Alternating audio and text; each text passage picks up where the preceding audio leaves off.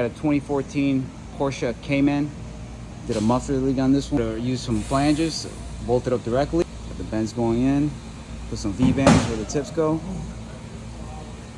I'll show you guys how it sounds real quick.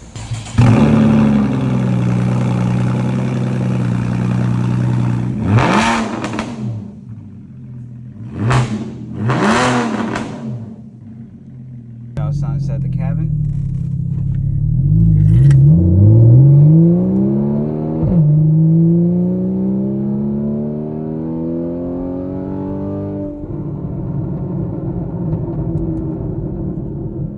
Sounds as a drive-by.